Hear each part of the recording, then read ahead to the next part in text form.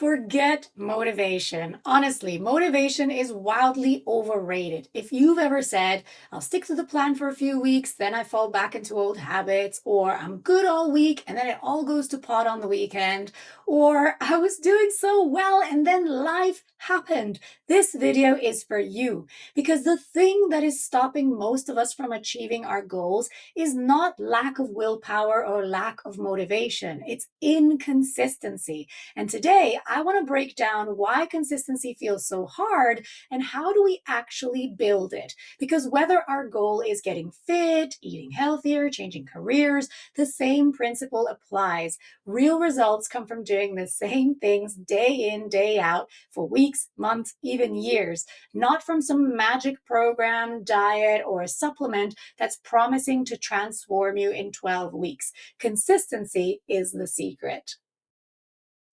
If you're new here, welcome. I'm Linda Vizzoli, nutritional therapist, health coach, and senior lecturer at the College of Naturopathic Medicine.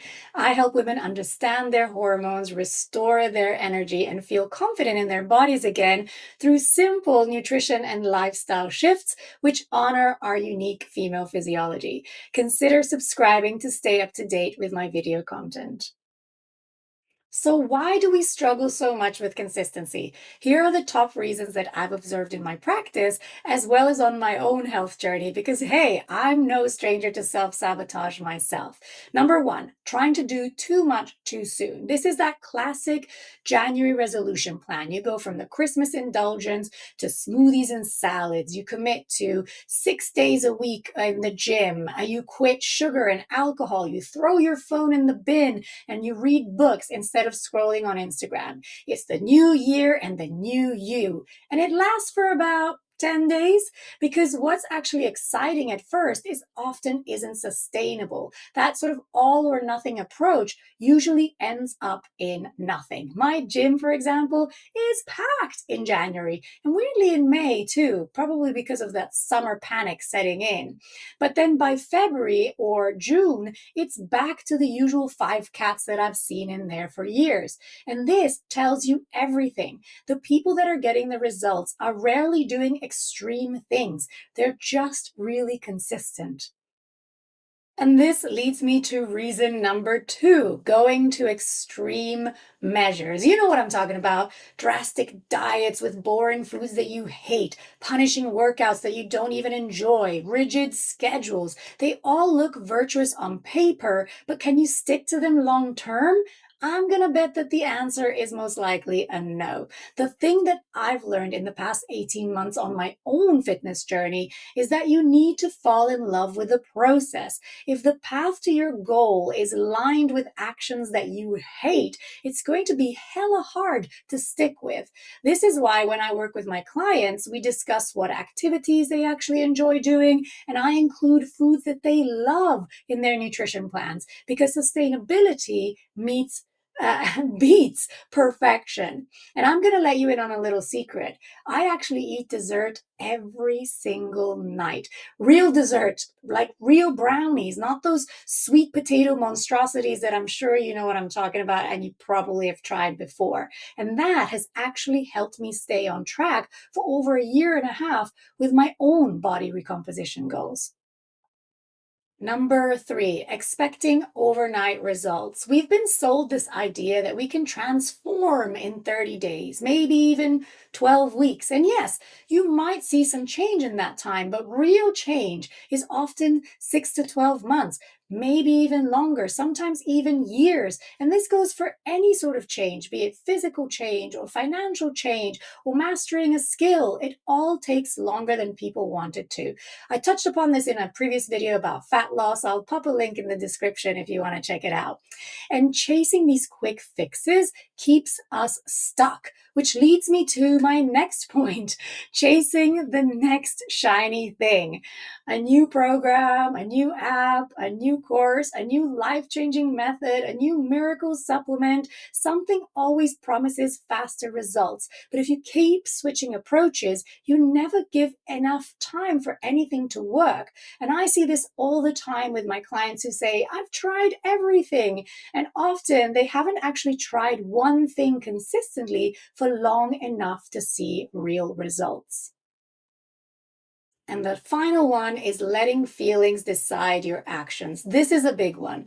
Motivation is that ignition spark that starts the process, but it cannot sustain the process. And if you only act when you feel motivated, you're probably not going to act nearly often enough. I'll let you in on another little secret.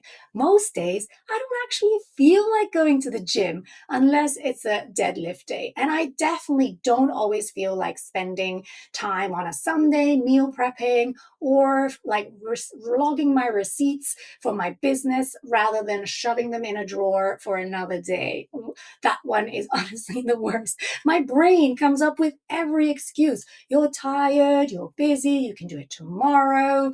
But I've worked on not letting the feeling override the action because habits carry you when motivation disappears. And that is really important for creating consistency and is what actually separates the people who achieve their results with the rest of us. So, how do you build consistency? Here are my top tips. Number one, get crystal clear on your why. Lots of people say that they want to lose weight or they want to feel better, they want to have more energy, they want to be less stressed, but they're very vague about their why. And without a compelling why, it's very easy to quit when things get hard. So, really visualize your future self. How does that person live? How do they feel? What do they do on a daily basis? Do they prioritize sleep? Do they meal prep? Do they sit down and do the hard tasks instead of postponing them and shoving them in the drawer for next week? When you're clear on your why, then discipline has something to anchor itself to. I read a quote online that says that discipline is loyalty to your future self. So you are sacrificing that instant gratification or that comfort in the moment for a long-term goal of your future. It's self-love and self-respect for your future self. This quote by James Clear nails it. He says, "It doesn't make sense to continue wanting something if you're not willing to do what it takes to get it. If you don't want to live the lifestyle, then release yourself from the desire. To crave the result but not the process is to guarantee disappointment." That really hit me when I first heard it, and it's something that I come back to a lot when my brain is trying to sabotage my habits. Number two, start small. If you struggle with consistency, read Atomic Habits by James Clear. Honestly, I cannot recommend it enough. Small, repeatable habits create massive results over time. Maybe your first habit is to eat a balanced breakfast every day, or to walk daily, or prepping tomorrow's lunch or breakfast before bed, or turning off your tech at 9 p.m. and then to wind down properly. Will that turn you into that shredded Adonis that you imagined overnight? Probably not, but it sets the stage, and these small wins compound. And you know what else they do? They rebuild the trust in yourself because you start keeping promises to yourself. Number three, habit stack. Do you need motivation to brush your teeth every day? I'm hoping and guessing that not. So link a new habit to one that you automatically already do. Examples are things like cooking whilst cooking dinner, maybe cook some breakfast or lunch for the next day, get off the bus one stop earlier, stretch while your coffee brews, listening to a podcast on your commute. Making the habit easy is going to make consistency automatic. And finally, plan for real life. This one really matters. If your plan only works when life is perfect, it's not going to work. For me, for example, training 3 times a day is a non-negotiable, and I used to let busy weeks derail that. Now I plan around my life. So school holidays, I'll train early before my husband goes to work. Do I love that? Heck no. Who enjoys getting up early to train in the dark? Not me. But it's the only way that I can stay consistent when my daughter is home from school. Busy working week, I'll go on the weekend. If I'm away for the week, that's not a problem. I'll just make that my deload week and just commit to walking more and then resume when I'm back. Same thing with meal prep. on the Sundays. Like my meal prep on Sundays is often the last thing that I feel like doing. I'll often rather be in the garden reading a book or watching a movie cuddled up on the sofa. But that time spent on the Sunday actually supports my future self so that I have lunches ready to throw together when I'm busy in between clients instead of shoveling crackers, olives, and cheese into my mouth before my next appointment. And just as an added bonus, consider putting your habits in the calendar.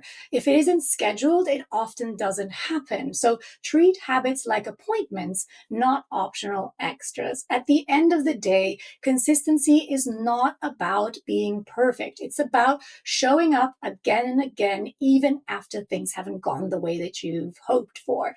My coach actually calls it consistent, imperfect action. And I love that because that's how goals are achieved, not through bursts of intensity that are then followed by long breaks, but through small, steady actions that are repeated over time. Change is a long game, so give your habits the time that they need to work, and you'll be amazed at how far you can go. And one more thing, setbacks are actually part of the process. Life will get in the way. Things won't always go to plan, no matter how hard you try or plan for life, as we were talking about before. What matters is that you don't let these one off track days or a week turn into weeks or months of non action. We're letting go of perfection here, remember? So if there's a setback, acknowledge it, let it go, and then get straight back to it. And if consistency is something that you struggle with, I'd love to hear from you in the comments. What is it that trips you up the most? Or if you need more support, I'll drop a link below to my online program, The Midlife Reset. Thank you so much for watching, and I'll see you next time.